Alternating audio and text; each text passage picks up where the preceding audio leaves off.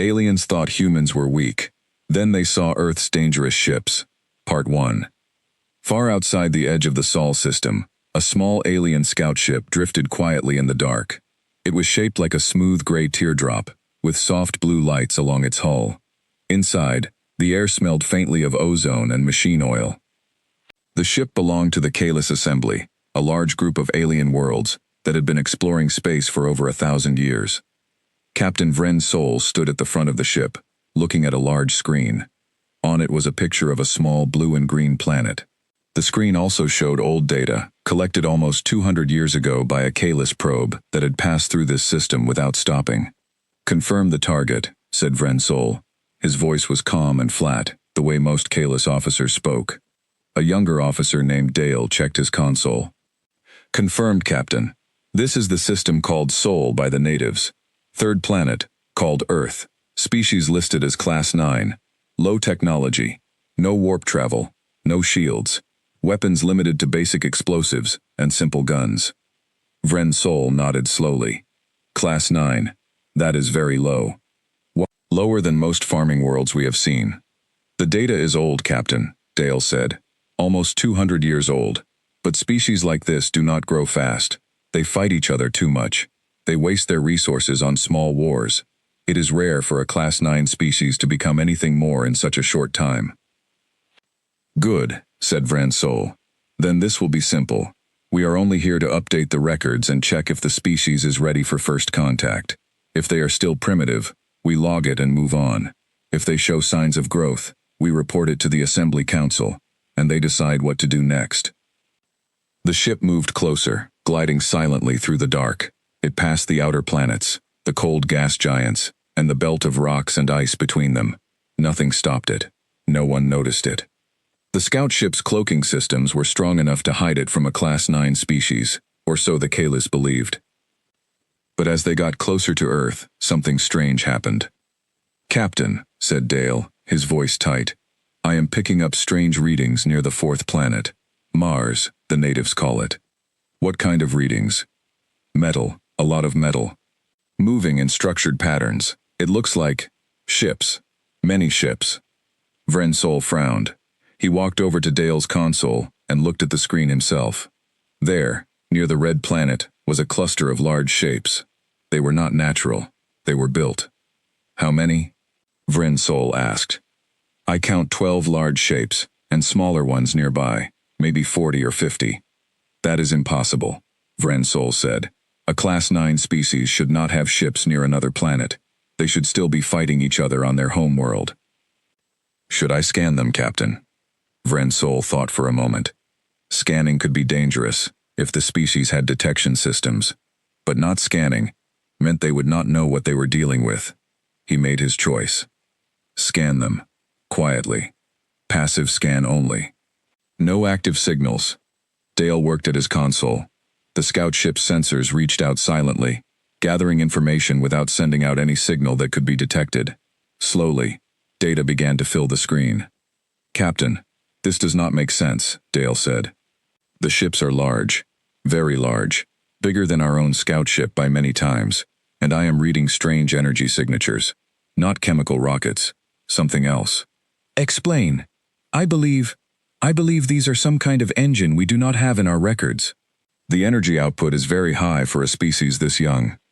Vren Sol felt a small doubt begin to grow in his mind, but he pushed it away. "The data must be wrong. Our scanners are old models. Continue toward Earth. We will observe from a safe distance and gather better information." The scout ship moved past Mars, staying far from the strange ships, and continued toward Earth. As they got closer, more strange readings appeared. There were satellites in orbit, some old and simple, but others new and complex. There were structures on the moon, small but clearly built by intelligent hands. And around Earth itself, spread out in a wide ring, were more of the large ships. "Captain, I am counting over 100 large vessels near Earth alone," Dale said. His voice now carried a note of worry. "Plus what appears to be a large station in orbit.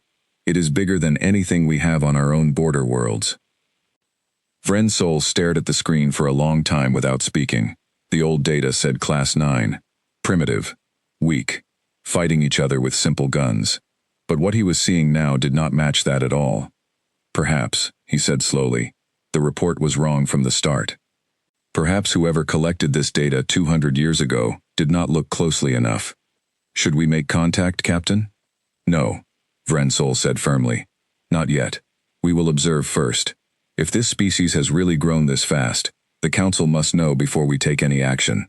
First contact with a species this strong, without proper preparation, could be dangerous for us. He ordered the ship to move to a hiding spot behind one of Earth's small moons. Wait, Earth only had one moon, and it was already covered in small structures. Instead, Vrensol ordered the ship to move far out, past the orbit of the ships, to a quiet patch of space where their cloak would be strongest. For the next few hours, the scout ship watched. It watched ships moving in patrol patterns around Earth. It watched cargo ships moving between the moon and Earth, carrying materials. It watched a group of the large ships moving out toward the asteroid belt in tight formation, moving with a discipline that surprised even Vrensol. They move like a trained fleet, Dale said quietly, like soldiers who have drilled together for years. Yes, Vrensol admitted. This is not the behavior of a primitive species. As they watched, one of the human ships suddenly changed course. It was small, more like a patrol craft than one of the large warships, but it moved with sharp, quick turns, adjusting its path many times in just a few minutes. What is it doing? Dale asked. I do not know, Vrensol said. Perhaps a training exercise. Then the patrol craft turned directly toward the scout ship's location. Captain, it is moving toward us. That is not possible. Our cloak is active. They cannot see us. But the patrol craft kept coming, faster now, cutting through space, in a straight line right at them. Vrensol felt his hearts, Kalis had too, begin to beat faster. Cloak status? Still active, Captain. We are not emitting any signal they should be able to detect. Then how? The patrol craft slowed as it came close, stopping less than a kilometer away. On the scout ship's screen, they could now see it clearly. It was small compared to the larger warships, but it bristled with weapon ports and sensor arrays. A light on its hull blinked steadily, almost as if it was saying hello. Captain, we are receiving a signal, Dale said, his hands shaking slightly. Do not respond. Do not do anything. Let it pass. But the signal kept repeating. Dale, against his training, opened the channel just enough to hear it. It was not an attack. It was not a threat. It was a simple recorded message, translated instantly by the scout ship's language systems into something they could understand. The message was short. It said, Welcome to the Sol System. Please state your intentions. Human Defense Fleet Command is aware of your presence and requests peaceful communication. Vrensol stood frozen for a moment. His cloak, one of the best in the Kalis Assembly's arsenal, had failed to hide them from this Class 9 species. Worse, the humans had not attacked. They had not panicked. They had simply noticed the scout ship, sent a patrol craft to check on it, and offered peaceful words. Captain, what do we do? Dale asked. Vrensol took a breath. His training told him to run, to report back to the Assembly Council immediately with this new information. But something in him, curiosity, or maybe fear, made him pause. Reply, he said finally.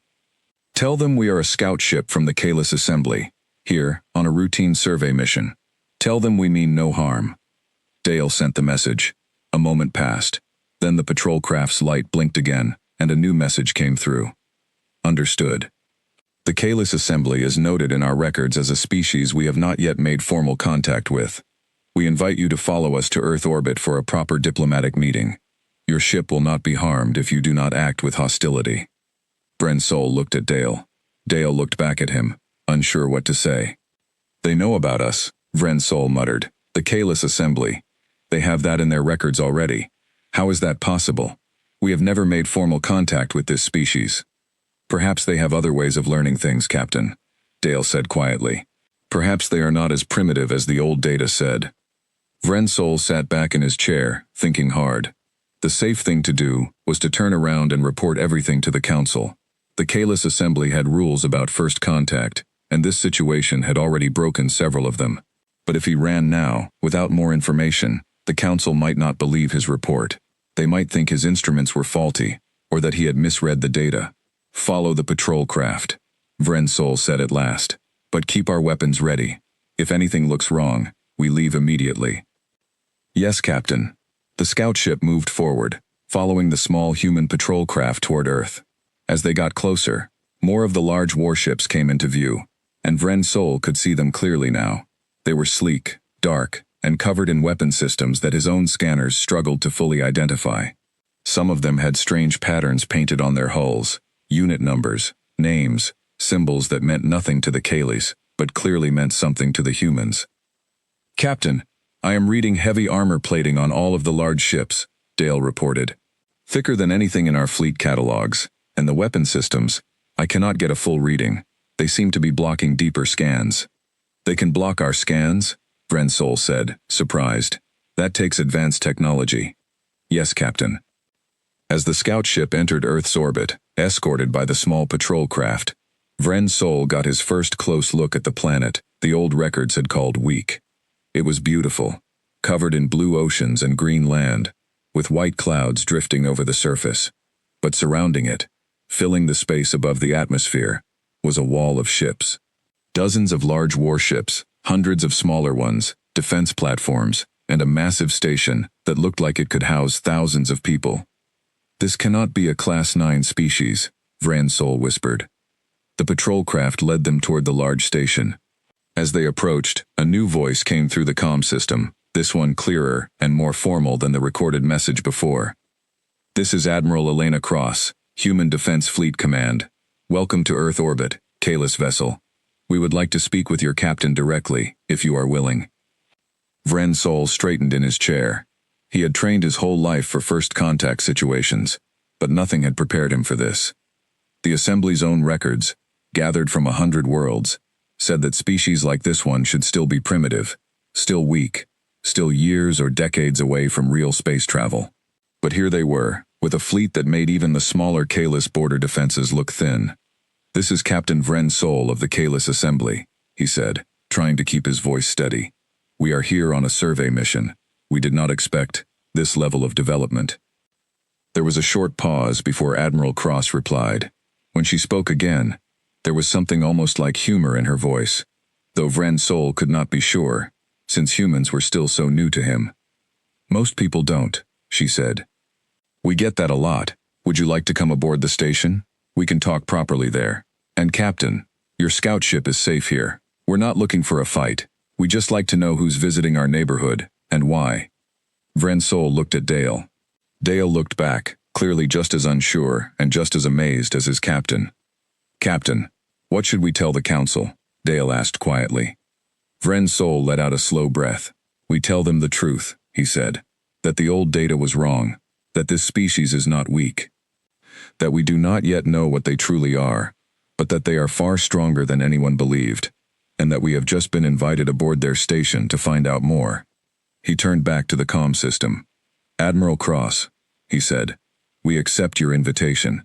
We are curious to learn more about your people." "Good," Cross replied. "We're curious about you too, Captain. Welcome to Earth." As the scout ship moved slowly toward the docking bay of the massive human station, Vrensol found himself staring out at the rows of warships surrounding the planet. Every instinct in him said this should not be possible. A species that had been rated as primitive and weak just 200 years ago now had a fleet that rivaled, and maybe even outmatched, some of the oldest and strongest powers in known space. Somewhere far behind him, back at the edge of the Sol system, the darkness of space stretched out toward the Kalis Assembly's territory, carrying with it a message that would soon shake every world that had ever looked down on humanity. The old records were wrong, and the truth was about to change everything. The docking bay of the human station was larger than anything Captain Vrensol had ever seen. His scout ship, small compared to the human warships outside, looked even smaller as it drifted into the massive open space. Bright lights lined the walls, and dozens of human workers in uniforms moved around, guiding ships in and out with practiced ease. "Captain, this bay alone could hold 20 of our scout ships," Dale said, his eyes wide as he looked at the monitors. "And I am reading at least 6 more bays like this one around the station." "Focus," Vrensol said, though he too felt a growing sense of unease. "Prepare for docking. Keep our weapons offline, but ready to activate quickly if needed. The scout ship settled gently onto a docking platform. A soft clunk echoed through the hull as clamps locked into place. Outside the viewport, human workers gathered, watching the strange alien vessel with curious eyes, but no visible fear.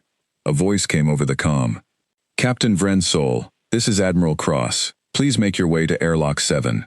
A member of my staff will meet you and guide you to the meeting room. You may bring one companion if you wish." Vren Sol looked at Dale. "You will come with me," he said. "Two sets of eyes are better than one." They put on their environment suits, though the humans had already confirmed that their station's air was breathable for Kalis biology, close enough in oxygen levels to be safe. Still, Vren Sol did not want to take any chances. Better to be cautious in a place this unknown. When the airlock opened, they stepped out into a wide corridor, filled with light and the quiet hum of machinery. Waiting for them was a human woman in a dark blue uniform, her hair tied back neatly, her eyes sharp and alert. "Captain Vren Sol," she said, extending a hand in a gesture Vren Sol recognized from old Kalis contact manuals as a common human greeting. "I'm Lieutenant Maria Torres. Welcome aboard the Horizon Station. Admiral Cross is waiting for you." Vren Sol hesitated, then copied the gesture, gripping her hand gently. It felt strange, but the lieutenant did not seem to mind his unfamiliarity. "Thank you for the welcome, Lieutenant," he said. "Your station is impressive." "It's one of 12, Torres said simply, turning to lead them down the corridor. "This way, please." As they walked, Vren Sol tried to take in everything he could. The corridors were clean and well lit. Human crew members passed by, some giving curious glances but most simply going about their work. He noticed weapon racks along some walls, filled with equipment he did not recognize. He noticed thick doors that looked like they could seal off sections of the station in an emergency. Everything about the place spoke of careful planning and serious defense. They reached a large room with a round table in the center. Screens covered the walls, showing views of Earth, the fleet outside, and data readouts that Vren Sol could not fully understand. Standing at the head of the table was a woman, with short gray hair and a calm, steady expression. She wore a uniform similar to Torres's, but with more decorations on the shoulders. "Captain Vren Sol," she said, stepping forward. "I'm Admiral Elena Cross. Thank you for agreeing to meet with us." "Admiral Cross," Vren Sol said, giving a small bow, a gesture more familiar to his own culture. "Thank you for your hospitality. I admit, I did not expect to find myself here today." Cross gestured to the table. "Please, sit. I imagine you have a lot of questions, so do we." Vren Sol and Dale took seats across from Cross and Torres. For a moment, no one spoke, each side studying the other carefully. "I will be honest with you, Admiral," Vren Sol said finally. "Our records listed your species as primitive, low technology, no warp travel. We expected to find simple villages and basic tools, not a fleet like the one outside this station." Cross's mouth curved into a small, knowing smile. "That's a common mistake," she said. "A lot of people who visit us expect the same thing. Our records with most of your kind of species are usually old, sometimes decades or centuries old. We tend to grow fast, especially once we stop fighting each other long enough to focus outward." "May I ask," Vren Sol said carefully, "how long ago did your species develop this level of technology?" Cross exchanged a glance with Torres before answering. "About 150 years ago, we had a global war," she said. "It was the worst war in our history. Millions died. After that war ended, humanity made a choice. We decided that if we were going to survive as a species, we needed to stop fighting each other and start working together. It wasn't easy. It took decades. But eventually, we formed a single unified government, and we poured everything we had into science, exploration, and defense." "Defense against what?" Dale asked, speaking for the first time. His voice was quiet, but curious. "Against the unknown," Cross said simply. "We didn't know what was out there. We still don't know everything, so we prepared for the worst, while hoping for the best. That's why you see what you see outside this station." Vren Sol thought about this for a moment. It made a strange kind of sense. A species that had suffered greatly from its own wars might indeed push itself harder than one that had an easier history. But something still did not add up. "Admiral, your ships," he said. The technology on them is far beyond what a species your age should have. Your weapons, your engines, your shielding. These are things that took our own assembly centuries to develop, even with help from allied species. How did you build all of this in only 150 years? Cross leaned back in her chair. That's the question everyone asks eventually, she said. The truth is, once humanity stopped fighting itself and started working as one, our progress moved incredibly fast.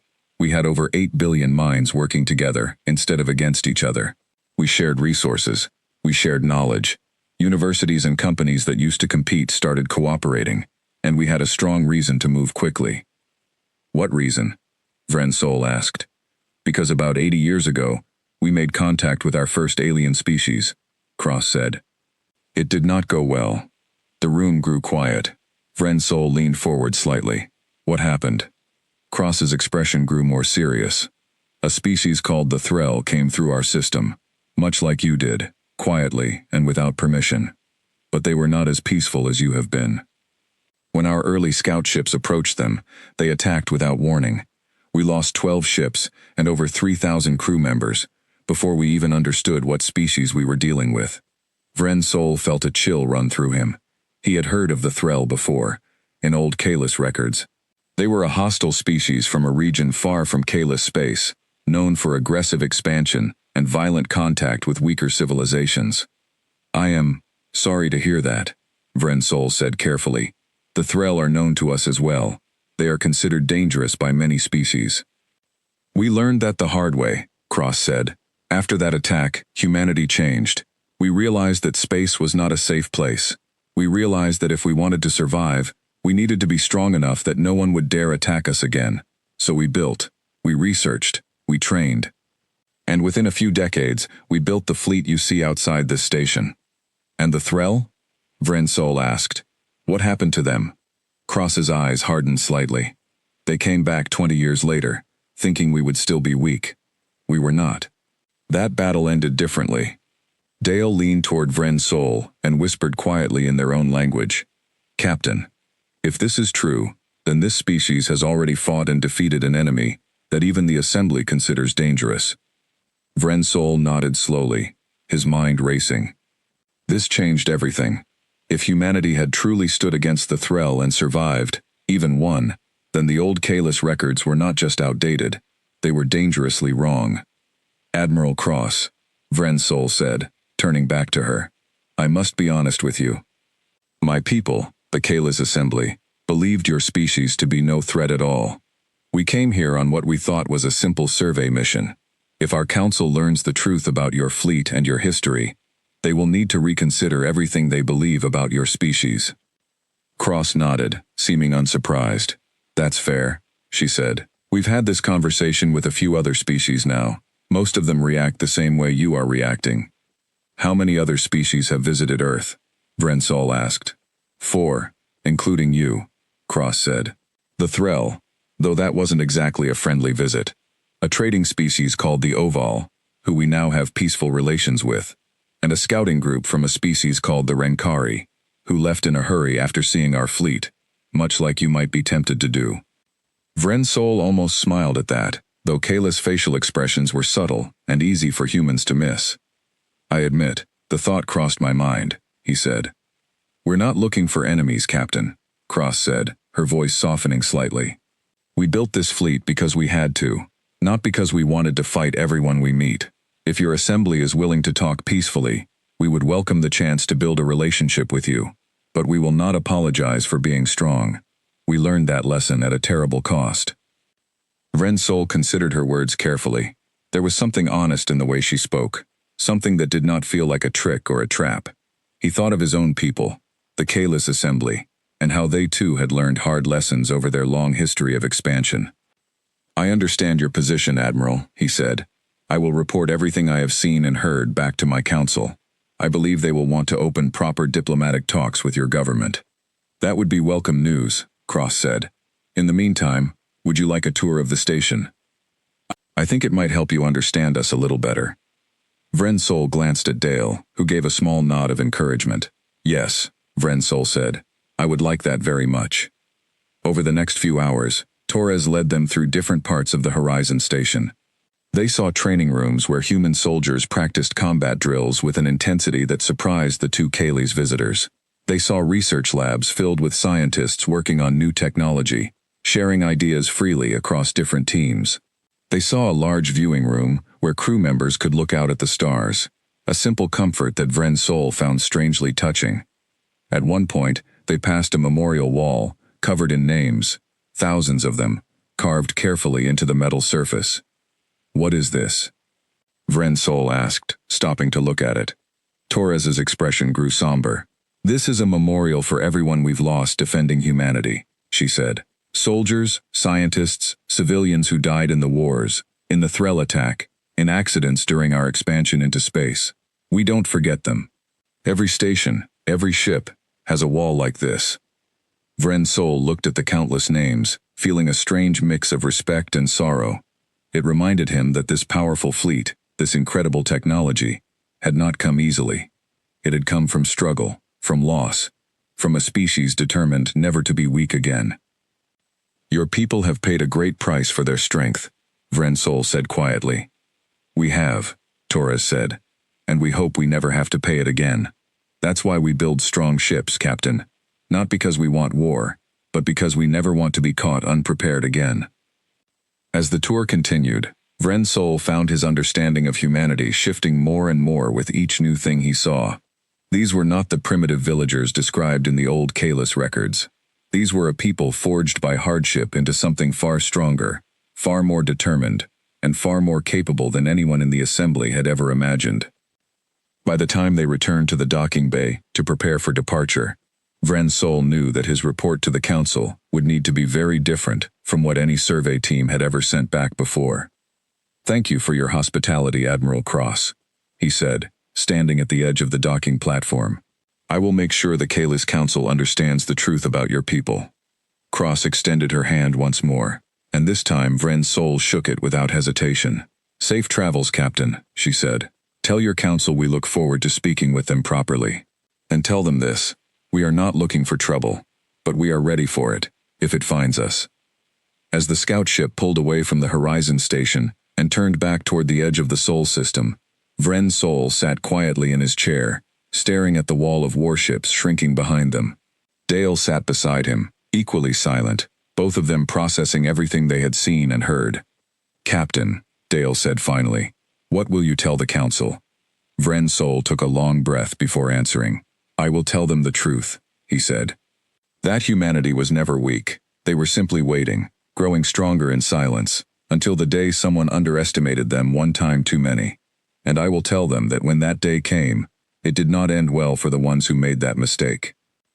The scout ship sped away from Earth, carrying with it a report that would soon spread through Kalis space and beyond, changing forever how the galaxy would see the small blue planet called Earth, and the dangerous ships that now guarded it. The Kalis Assembly's home system, Varkai, was a busy place, full of orbital cities and shining stations that circled a bright yellow star. At the center of it all was the Assembly Council Chamber, a massive building shaped like a spiral shell, where representatives from every Kalis colony world gathered to make important decisions. Captain Vren's soul stood before the council, his scout ship report displayed on the large screen behind him. Rows of alien faces watched him closely, some with interest, some with clear doubt. "You are telling us," said Councillor Hesh, an older Kalis with pale gray skin and sharp eyes, "that a Class 9 species has a fleet larger than our own border defenses?" "Yes, Councillor," Vren's soul said. "I saw it with my own eyes. Over 100 large warships around their home planet alone, plus smaller patrol craft, defense platforms, and a station capable of housing thousands. Their weapons technology, their shielding, their engines, all of it is far beyond what our records suggested." A murmur spread through the chamber. Councillor Hesh frowned deeply. "This does not match anything in our history with young species," he said. "Species at this stage of development do not simply leap forward like this. There must be some mistake in your reports, Captain." "With respect, Councillor," Vren's soul said, keeping his voice steady, "I do not believe it is a mistake. I spoke directly with their military leader, Admiral Elena Cross. She explained that after a great war within their own species, humanity united under a single government. Freed from fighting each other, they poured all of their resources into growth. And then, they faced an attack from the Threll. The murmur in the chamber turned into louder whispers at the mention of the Threll. Everyone in Kayla's space knew that name, and none of them spoke it lightly. The Threll attacked them?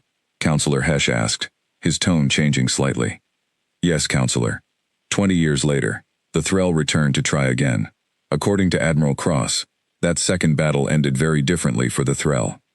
The chamber fell silent for a long moment. Even the counselors who had been skeptical now looked concerned. The Threll were considered one of the most dangerous hostile powers near Kayla's territory.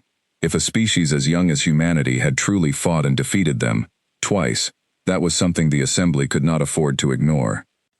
This changes things greatly, said a younger counselor named Ithra, who had been quiet until now. If humanity has already proven itself capable of standing against the Threll, then our old classification of Class 9 is not just outdated, it is dangerous. If we approach them carelessly, believing them to be weak, we risk provoking a species that has already shown it can fight back hard. Counselor Hesh still looked doubtful, but his tone had softened. Captain Vren Sol, is there any chance the humans exaggerated their history to appear stronger than they are? A show of strength to frighten off visitors is not unheard of among young species trying to protect themselves. Vren Sol considered the question carefully before answering. It is possible, Counselor, but I do not believe it. I saw their fleet with my own scanners, before they knew I was watching. The ships were real, the numbers were real, and their patrol craft found my scout ship even while our cloaking system was fully active, something no Class 9 species should be capable of doing. That last detail seemed to hit the chamber hardest. A ripple of uneasy silence spread across the room. Your cloak failed against them? Counselor Hesh asked, his voice quieter now. It did not fail, Counselor. Our scans showed it remained fully active the entire time, and yet, they found us anyway. The council chamber grew tense. Kayla's cloaking technology was considered some of the best among the smaller powers of the galaxy. If a young species had sensors capable of detecting it, that alone was proof that the old records about humanity were badly wrong. Counselor Ithra spoke again. I move that we suspend all further judgment on the Class 9 status of humanity, and instead begin proper preparations for formal diplomatic contact. If this species is as strong as Captain Vren Sol reports, then treating them with respect now is far wiser than risking conflict later. Several counselors nodded in agreement. Counselor Hesh still looked uneasy, but even he seemed to understand the wisdom in caution. Very well, Hesh said finally. We will prepare a formal diplomatic mission to the Sol system. Captain Vren Sol, given your experience with this species, you will lead the mission alongside our senior diplomats. Vren Sol bowed his head slightly. I am honored, Counselor. I will do my best to represent the Assembly well. As the meeting ended, and the counselors began to file out of the chamber, Counselor Ithra approached Vren Sol quietly. Captain, she said, may I ask you something, off the record? Of course, Counselor. Do you believe humanity is a threat to us? Vren Sol thought carefully before answering. I do not believe they seek conflict, Counselor. Admiral Cross made it clear that their strength comes from a desire to protect themselves, not to conquer others. But I also believe that if we ever gave them a reason to see us as a threat, we would regret it deeply. They are not weak, they are simply careful, and they have learned, through painful experience, what happens when they are not prepared. Ithra nodded slowly. Then let us make sure we give them no reason to doubt our intentions, she said. The last thing the Assembly needs is another Threll situation, especially with a species so close to our own territory. 3 weeks later, a larger Kalis diplomatic ship, escorted by 2 armed cruisers, departed Varkai and set course for the Sol system. Vren Sol stood on the bridge once more, this time joined by a team of senior diplomats and scientists, eager to learn more about the mysterious species that had shaken the Assembly's confidence. Among the diplomats was an older Kalis, named Senar Ovi, a respected voice in matters of contact with unknown species. He had spent decades studying different alien cultures, and was known for his careful, thoughtful approach to negotiations. Captain Vren Sol, Senar said, as they traveled through the dark space between systems. Tell me more about your impressions of these humans. Not the official report. Your true impressions. Vren Sol considered the question. They are proud, he said, but not in an arrogant way. They carry themselves like a people who have earned their strength through hardship. Admiral Cross spoke of loss, of war, of learning painful lessons. There was sadness in her voice when she spoke of those who died protecting their species, but there was also determination, a refusal to ever be weak again. Interesting, Senar said. Fear can make a species dangerous, Captain. Fear of being harmed again can drive them to act in unpredictable ways. Perhaps, Vrensol said, but I did not sense recklessness in Admiral Cross. She seemed careful, thoughtful.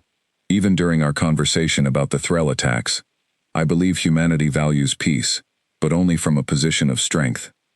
Senar nodded slowly. A wise philosophy in truth. Many species who have suffered greatly choose one of two paths. Some become fearful and withdrawn, hiding from the galaxy to avoid further pain. Others become aggressive, seeking to conquer before they can be conquered.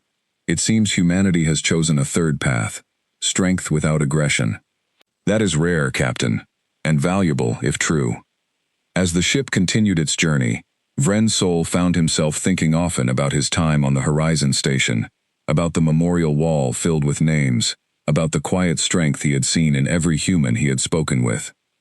He hoped, for the sake of both their peoples, that the coming meeting would go well. When the diplomatic ship finally entered the outer edge of the Sol system, they were once again met by a human patrol craft, though this time the greeting was faster and more formal.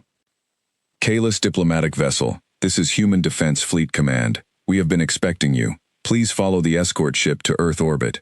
Admiral Cross sends her regards. Captain Vrensol. Vrensol felt a small measure of relief at hearing his name recognized. It seemed the humans had prepared carefully for this visit, just as the Kalis had.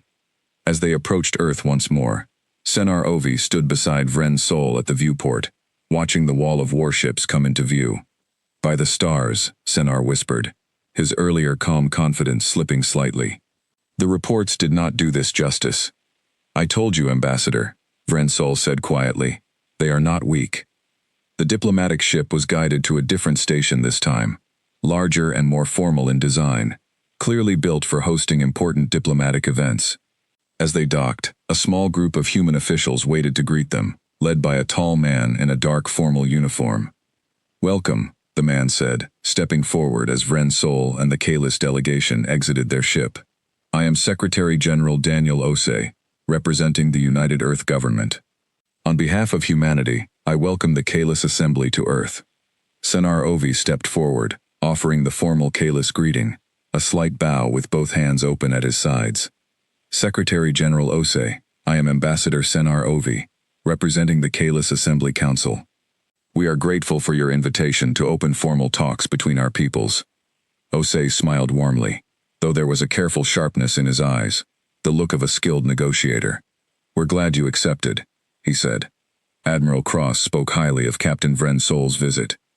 She said he handled the surprise of our fleet with impressive calm. Captain Vrensol has been an excellent representative for our people, Senar said, glancing briefly at Vrensol with approval. He has prepared us well for what to expect here. As they were led into the station, Vrensol noticed something different about this visit compared to his first, where the Horizon Station had felt like a military outpost, focused on defense and readiness. This new station felt more balanced, with areas clearly designed for diplomacy, culture, and open discussion between different peoples. Screens along the walls showed images of Earth's cities, its oceans, its history, presenting a fuller picture of humanity, beyond just its military strength. They were led to a grand meeting hall, where a long table had been prepared, with seats for both Kalis and human representatives, along with translators and advisors on both sides. Admiral Cross was already seated at the human side of the table, along with several other officials Vrensol did not recognize. Captain Vrensol, Cross said, rising to greet him with a small nod. Good to see you again. And Ambassador Senar Ovi, welcome to Earth. Admiral Cross, Senar said, taking his seat. I have heard much about your fleet, and about your people's history. I hope we can build a relationship based on mutual respect and understanding. That's exactly what we're hoping for too, Cross said. We don't want enemies, Ambassador. We've had enough of those already. But we also won't pretend to be something we're not. We are strong, and we intend to stay that way. If your assembly can respect that, I believe we can build something good together. As the formal talks began, covering topics of trade, communication, shared knowledge, and mutual defense agreements, Vren Sol found himself watching the humans carefully, studying every word, every gesture, every small detail.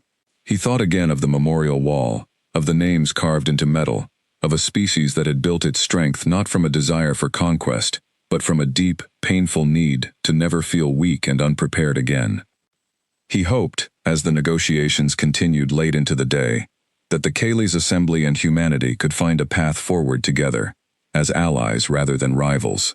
But he also understood, deep in his hearts, that if the assembly ever made the mistake of underestimating humanity again, the consequences would be far greater than a simple failed scouting mission. The galaxy was changing, and at the center of that change stood a small blue planet, once thought weak, now revealed to be something far more powerful than anyone had imagined. The talks between the Kaylee's assembly and humanity continued for many days. Slowly, both sides began to build a picture of trust, though it was a careful and measured trust, built one small step at a time. Trade agreements were discussed. Cultural exchanges were planned.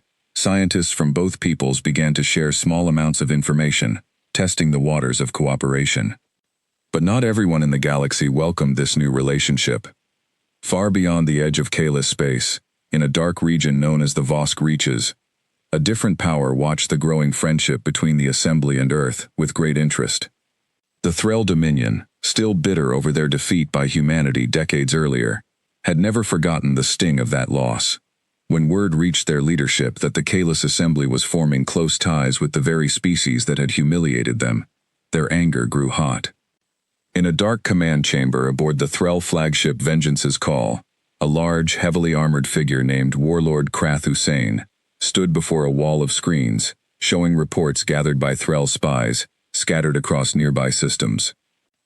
The Kaylee's fools are making an alliance with the humans, Krath growled, his voice deep and filled with contempt.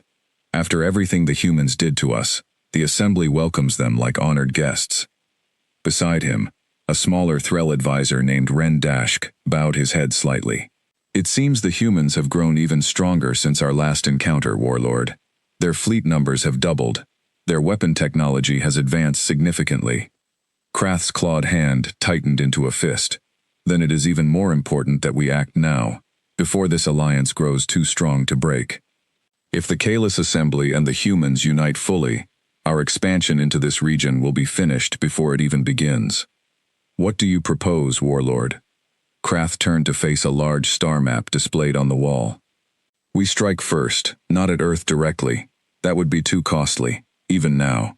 But we can strike at the Kaylee's diplomatic fleet, currently stationed near Earth for these talks.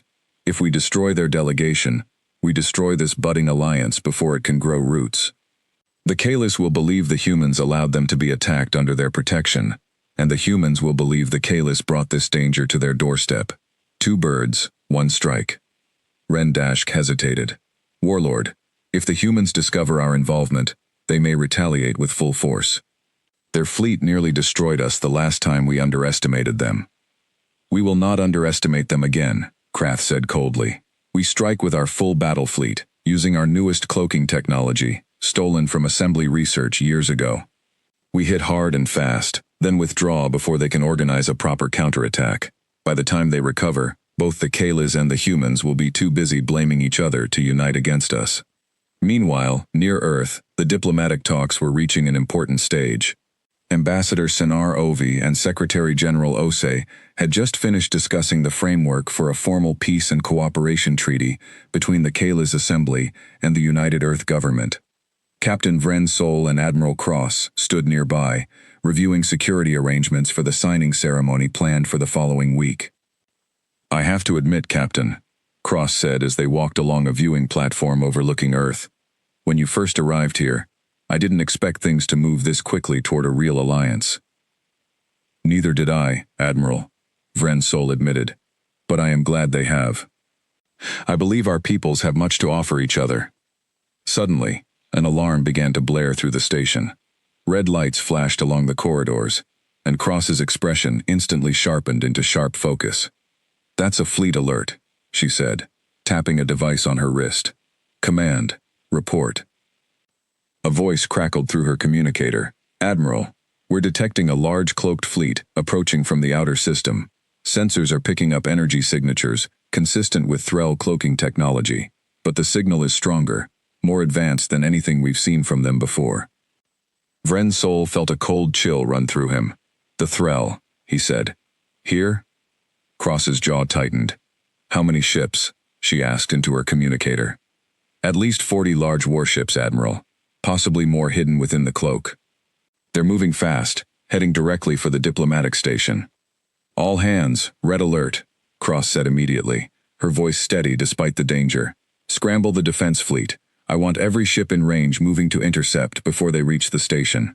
Captain Vren's soul, I need you and Ambassador Senar Ovi to get to the evacuation shuttles immediately. Admiral, if the Threll are attacking, my assembly's cruisers can assist your defense, Vren's soul said quickly. Cross considered this for only a moment before nodding. Get your ships moving alongside ours. We don't have time to argue about jurisdiction right now. Go. Vren's soul rushed to relay the orders to the two Kaylee's cruisers still docked nearby, while human crews scrambled across the station, moving with practiced speed and discipline that showed years of preparation for exactly this kind of emergency. Outside, in the space surrounding Earth, the human defense fleet began to move. Dozens of warships broke away from their patrol routes, forming into tight, organized formations as they raced toward the outer system to meet the incoming Threll fleet. Admiral Cross took command from the station's main control room, her voice calm but sharp, as she issued orders across multiple channels. All ships, weapons free the moment you have a clear lock on Threll signatures. Do not let them get close enough to target the diplomatic station. Cross out. The Threll fleet, confident in their stolen cloaking technology, pushed forward toward what they believed would be an easy, devastating strike. But as they crossed into the range of Earth's outer defense network, something unexpected happened. Warlord, our cloak is failing, Rendashk shouted from his console aboard the Vengeance's call. Human sensors are locking onto our ships. Krath snarled in fury. That is impossible. This cloaking technology was stolen from the Kalis Assembly's finest research labs. The humans have found a way to counter it, Warlord. They must have improved their sensors since our last encounter. Before Krath could respond, the first wave of human warships opened fire, their weapons cutting through the darkness with precise, devastating accuracy. Threll ships that had believed themselves hidden suddenly found themselves exposed and under heavy attack.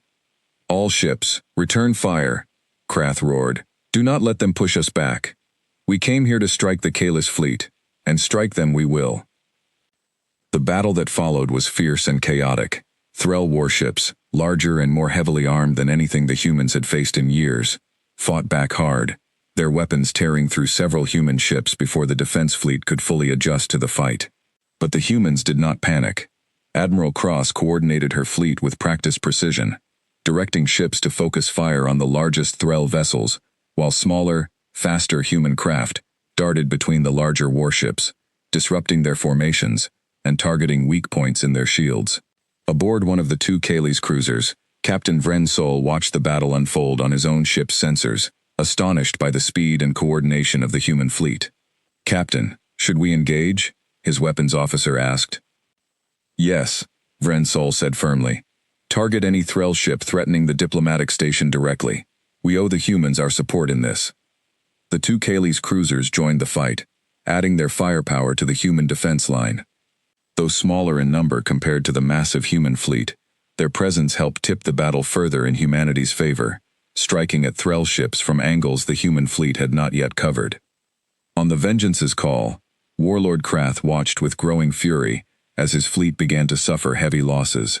Ship after ship reported critical damage, their shields failing under the relentless, coordinated assault from the human and Kalis forces. Warlord, we are losing too many ships, Rendashk shouted. We must withdraw. No! Krath bellowed. We came here to break this alliance, and I will not retreat in humiliation again. But even as he spoke, a massive explosion rocked the Vengeance's call, throwing crew members from their stations as alarms blared throughout the ship. Warlord, our main shield generator has been destroyed. We cannot survive another direct hit. Krath's fury slowly gave way to grim realization. The humans, once again, had proven far stronger than his forces had anticipated, even with their stolen technology and the element of surprise. His fleet, meant to be an unstoppable strike force, was being systematically destroyed by a coordinated defense that moved with terrifying precision. "Order a full retreat," Krath said finally, his voice heavy with bitterness. "We cannot win this fight." As the surviving Thrall ships began to withdraw, jumping into faster-than-light travel to escape the battle, Admiral Cross watched the retreat from her command station with a steady, focused expression. "Should we pursue, Admiral?" one of her officers asked.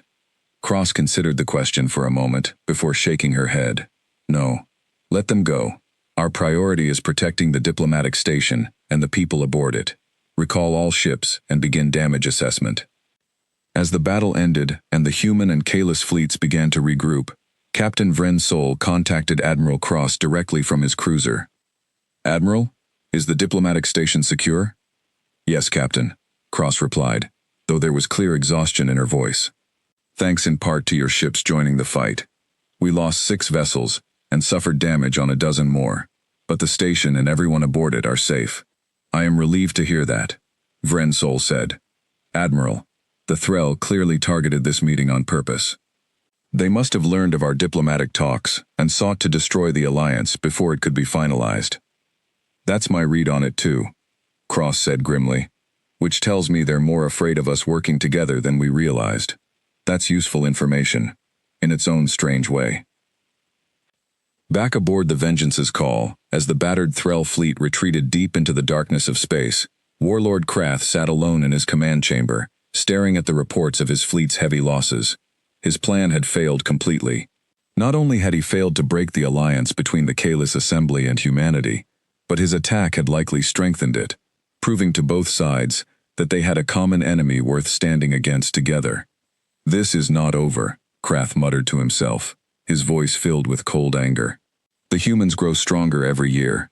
If we do not find a way to stop them soon, they will become a threat too great for even our Dominion to challenge."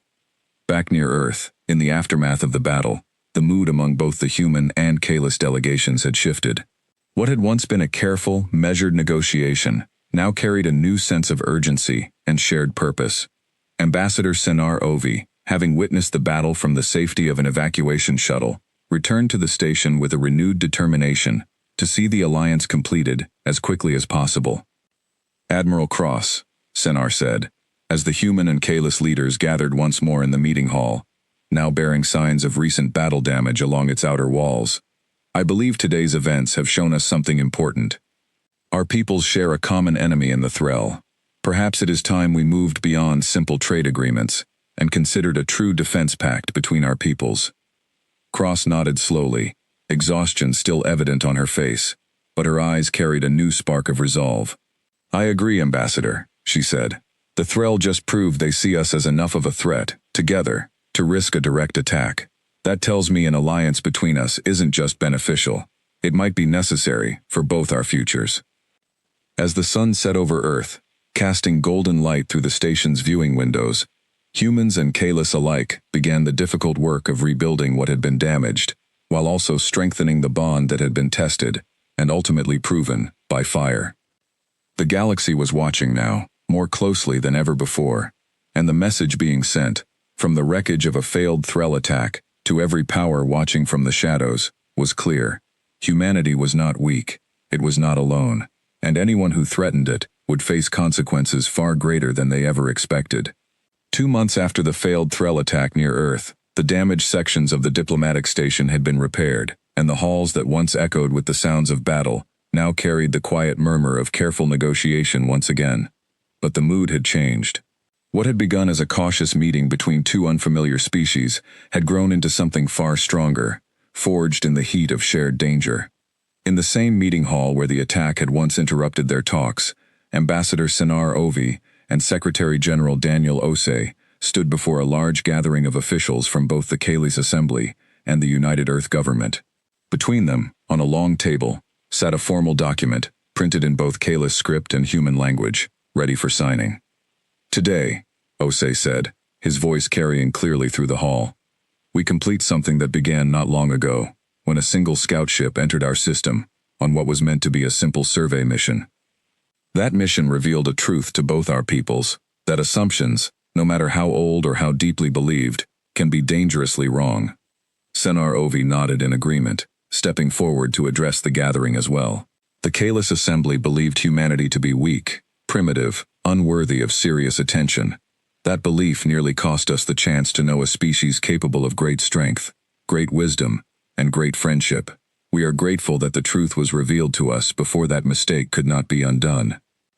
Admiral Elena Cross, standing near the front of the human delegation, watched the proceedings with quiet pride.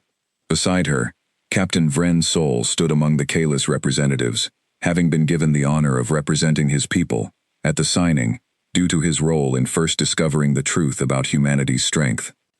With the approval of both the Kalis Assembly Council and the United Earth Government, Osei continued, we now formally establish the Sol Kalis Defense and Cooperation Pact, binding our two peoples together in mutual defense, shared knowledge, and lasting peace.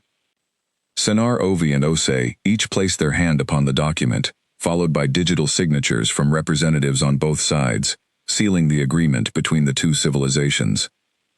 A quiet round of applause spread through the hall, though restrained, respectful of the seriousness of the moment.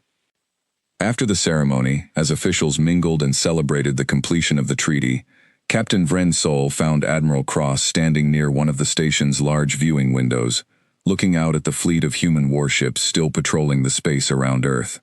"Captain," Cross said, noticing him approach. "Quite a day, isn't it?" "Indeed, Admiral," Vren Sol said, joining her at the window. "When I first entered this system, months ago, I never imagined it would lead to this." Cross smiled slightly. "Neither did I, if I'm honest, but I'm glad it did.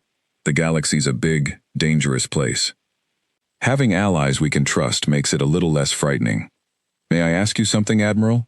Vren Sol said after a moment of comfortable silence. "Of course. Do you believe the Thrall will attack again?" Cross's expression grew more serious.